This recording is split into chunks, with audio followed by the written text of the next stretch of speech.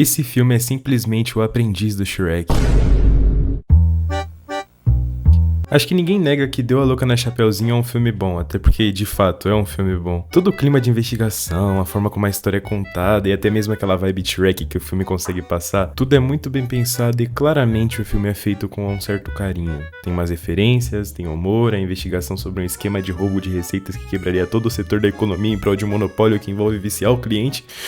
E tem cenas de ação. Mas o filme não é só bom por si mesmo, ele consegue se destacar numa época em que o cinema tinha muito isso de paródias e sátiras de contos de fada, que é um baita feito, porque você conseguir dividir o pódio dessa época com Shrek e Todo Mundo em Pânico não deve ser uma coisa muito fácil. E esse filme envelheceu consideravelmente melhor que Todo Mundo em Pânico, pelo menos. Oh, pelo amor de Deus, é uma menina! Mas o meu ponto hoje nem é falar do primeiro filme e sim falar da sequência, mas pra poder falar da sequência eu tenho que infelizmente passar pelo primeiro filme. Eu sei que todo mundo que tá vendo esse vídeo já viu o primeiro filme, eu já assisti algum vídeo sobre o primeiro filme, porque é um filme bem famosão. O segundo filme que é o Desconhecido da Família, mas enfim, vamos logo pra ele.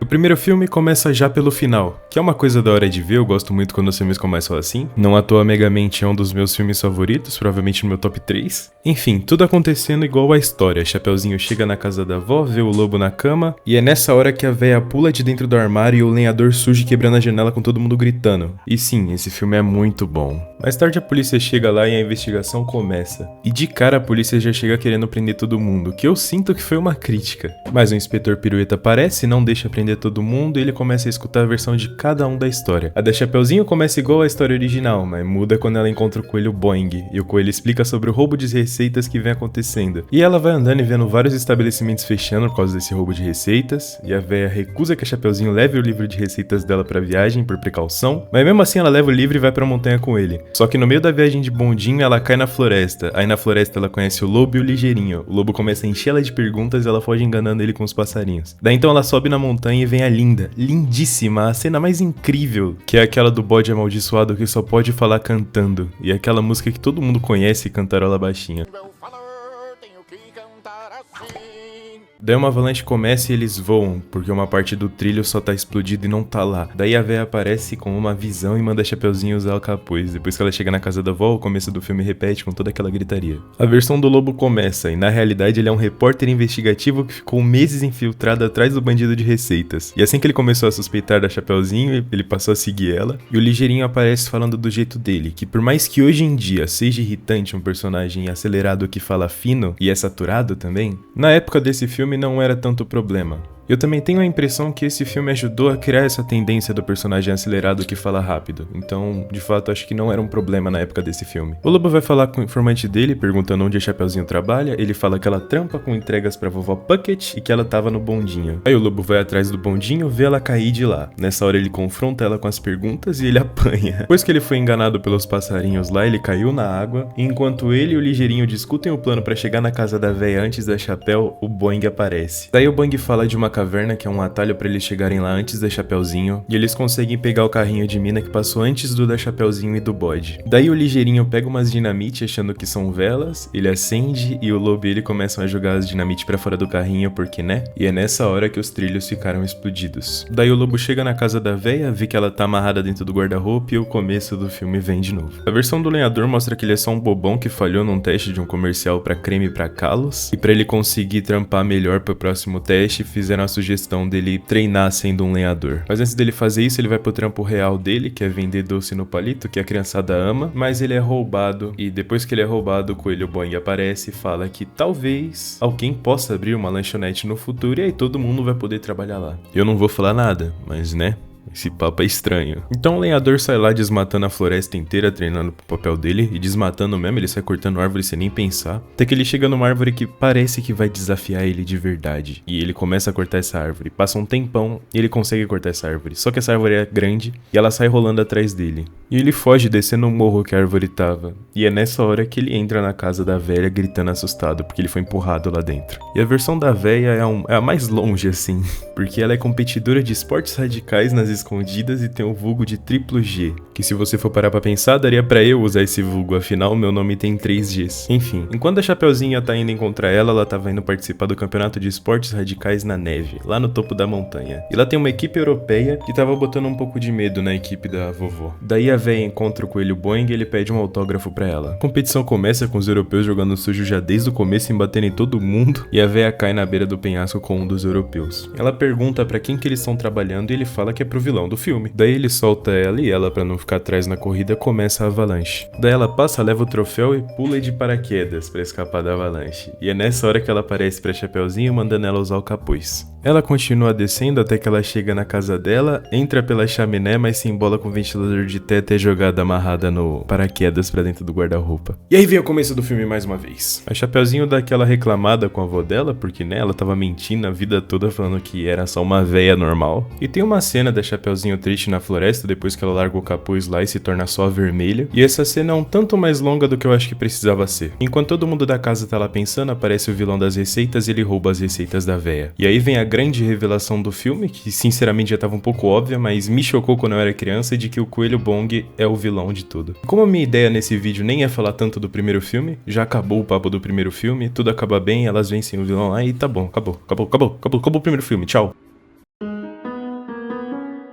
Ninguém nega que esse filme é bom, e não é errado falar também que da mesma forma que Shrek marcou um pouco a época dele, esse filme também marcou. Toda essa ideia de parodiar uma coisa clássica e uma história clássica pra fazer um filme que pega isso e distorce tudo, dá certo, é uma ideia que dá muito certo, principalmente na época que era no meio dos anos 2000 ali, que sinceramente foi o ápice disso, o ápice dos filmes de paródia, dos filmes de comédia, tirando com alguma coisa muito clássica. E esse filme faz isso muito bem. Toda a forma como ele tira tudo de contexto. O Lobo, em vez de ser o vilão, é simplesmente um jornalista, um repórter investigativo que simplesmente faz o trabalho dele. O lenhador não é um herói, ele é só um cara otário, bobão, tá ligado? A véia, que não é só uma véia, ela é a bambambam dos jogos de esporte radicais, tá ligado? É simplesmente incrível, ela é incrível. Esse filme é incrível, o filme é bom, o filme merece todo o mérito que ele tem. E dá pra falar isso, porque o filme de fato é muito competente no que ele se propõe a fazer. Então não é nenhum problema você achar que esse filme marcou um pouco a época dele, porque ele marcou. Ele surfou muito na ideia de um Shrek, no hype do Shrek, no hype dos filmes de paródia, como Todo Mundo em Pânico, por exemplo, surfou. Mas ele surfou fazendo isso bem, então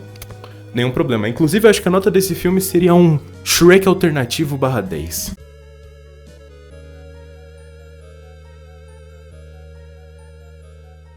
Passei mais tempo falando do primeiro filme do que eu planejei, mas enfim, a gente pode ir finalmente pro segundo. E esse segundo filme foi lançado em 2011. Eu acho que se você acompanha um pouco mais, você entende que em 2011 o hype dos filmes de paródia já tava caindo e baixando bem mais do que ele era antes. Não só filmes de paródia, mas os de sátira também, como o próprio Shrek, que inclusive tinha lançado o último filme em 2010. E então já dá pra perceber que tava passando a onda. Mas esse filme era pra ter sido lançado em 2010, só que teve muitas tretas e ele acabou sendo adiado 2 vezes e acabou sendo em 2011. Até por isso ele virou uma bomba e não vendeu bem. Inclusive, de 30 milhões que gastaram pra fazer esse filme, só conseguiram puxar de volta 16. Então ele foi bem mal, Em comparação com o primeiro filme, que tem 46% de aprovação no Rotten, esse ficou muito abaixo mesmo. Mas olha, eu não sei se eu concordo tanto com isso. De novo, como eu sempre falo, não me entenda mal, esse filme é ruim. Ele é ruim. Mas pra tudo isso, sei não, hein? Bom, vamos logo pra ele porque já deu. E o filme começa com o narrador contando que a Chapeuzinho saiu numa viagem pra treinar depois que todo mundo se juntou a Felizes pra Sempre, que é a agência daquele detetive do primeiro filme. E tá lá o Lobo, a vovó e o Ligeirinho pra resolver o caso do sequestro de João e Maria. E se eu defendi o Ligeirinho no primeiro filme, não vai ser o caso nesse segundo, porque em 2011 já tava chato, já tinha enchido o saco o personagem acelerado que fala rápido. Sim, já tava saturado mesmo, ainda mais quando o personagem só faz merda, que é o caso, porque ele caga toda a operação. E como ele cagou tudo, a agência foi forçada a agir, e nisso a véia foi sequestrada pela bruxa.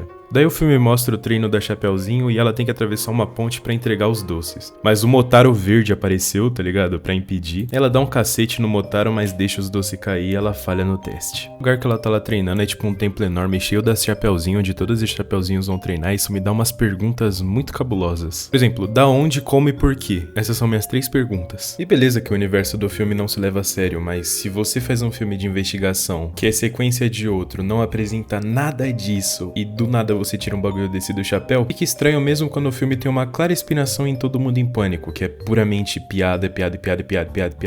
Mas o universo não é isso. O universo desse filme não é isso. Então não faz sentido. Só não faz sentido. Achei viajado e besta, sem nexo. A notícia de que a véia foi sequestrada chega lá e quando as outras chapeuzinhos vão dar pra principal, a trufa, que é o doce capaz de deixar alguém invencível, elas percebem que a trufa não tá lá. E agora a Chapeuzinho tem que correr pra resolver essa pica antes que alguém descubra o segredo, o ingrediente secreto da trufa. Enquanto isso, a bruxa tá lá cobrando a véia, porque a véia aparentemente é uma das pessoas que sabe o segredo da trufa e sabe como fazer ela. Aí a véia aceita fazer a trufa porque a bruxa acabou ameaçando de fazer alguma coisa com o João e com a Maria, né? Aí não tem jeito. Aí a Chapeuzinho e o Lobo vão atrás do informante, que é uma harpa mágica que toca no clube do gigante do pé de feijão. E no caminho pra lá eles passam por um cartaz do lenhador do primeiro filme que fez sucesso e virou um cantor famoso. O informante tá lá, mas bem na hora que a Chapeuzinho vai falar com ele, um dos capangas do gigante tira ela de lá. Daí ela fica lá na mesa do gigante e depois o lobo chega disfarçado, consegue ganhar a amizade do gigante e eles ficam lá conversando um pouquinho. Enquanto ele está lá, o ligeirinho tá tentando roubar o informante, tipo de sequestrar ele mesmo. Daí o informante começa a falar e conta que tem um coelho envolvido na história inteira. E isso eu achei um pouco estranho, porque o filme trata essa aparição do Boing como um puta de um fanservice, sendo que ninguém é fã desse filme de verdade. Eu tenho certeza que 99% das pessoas que viram o primeiro filme e gostaram não pediram pelo Boing nesse segundo filme, sabe? Mas é uma cena que acontece bem no estilo Charada e Batman. Aí o Boing começa a botar o lobo pra baixo, falando que ele é um bosta, e falando que ele é um bosta, e falando que ele é um bosta, e falando que... E ele também completa falando que a bruxa só passa os bilhetes pra ele e ele só dá as ordens. E todo mundo se toca que a faxineira que tava na prisão é a bruxa.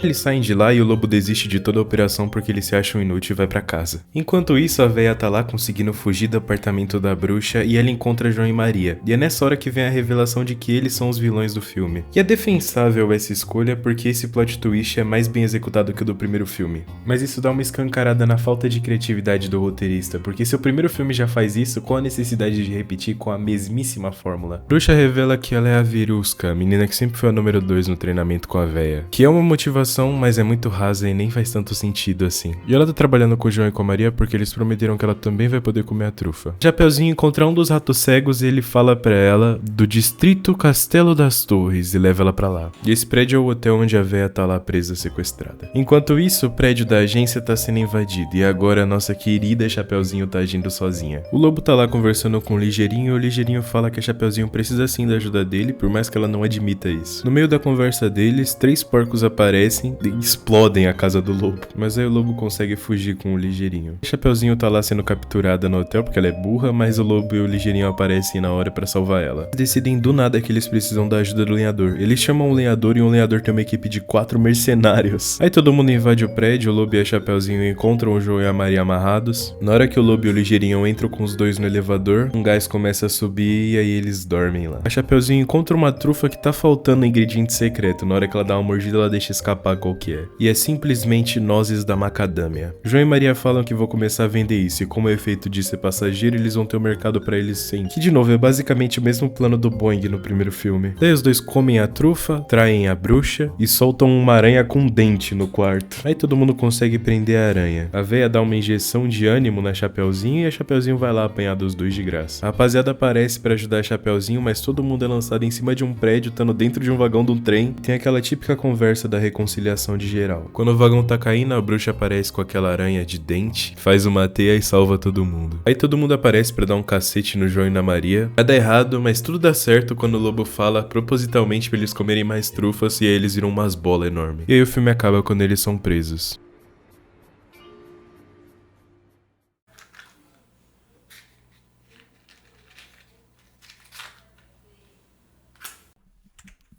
Esse filme é muito ruim, assim, ele é muito ruim, ele consegue bater todas as barreiras do que eu pensei que ele não bateria.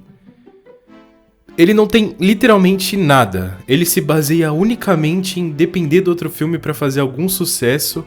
E mesmo isso não funciona, porque fica forçado. E na época onde ele saiu, praticamente 5 anos depois do outro filme, já não fazia sentido. Esse filme tinha saído de moda. Então ele não funciona, ele só é catado de nada, ligado pelo sentimento e emoção, porque não faz sentido. Nada faz sentido. Os fanservices dele são muito forçados, porque ninguém realmente se importa com esses personagens de verdade, sabe? É mais o sentimento de, ai, que legal, o filme da Chapeuzinho, deu a louca na Chapeuzinho, que legal. Mas não, tipo, eu amo o Coelho Boing, ele é um dos melhores vilões do cinema. É bem diferente, é muito diferente. Esse filme não entendeu, ele não entendeu o lugar dele. Esse filme não entendeu o lugar dele. E eu acho que ele se superestima demais em algumas horas. Mas mesmo assim, eu acho que dá pra falar que ele não é uma aberração que nem tá pintado, por exemplo, no Rotten com 11%. Ele é muito ruim, muito, muito, muito ruim, muito chato, muito sem graça, mas ele tem alguma coisa. Ele é um repeteco daorinha do primeiro filme. Ele consegue passar um pouquinho da nostalgia de lembrar do primeiro filme. Mas se você quer a nostalgia de ver do primeiro filme, é só você assistir o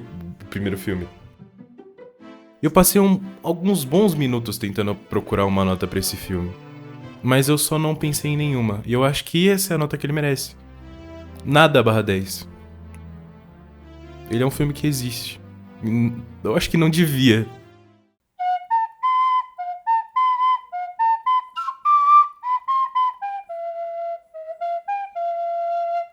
Não lembro o resto. Obrigado pra quem assistiu. Deixa o like.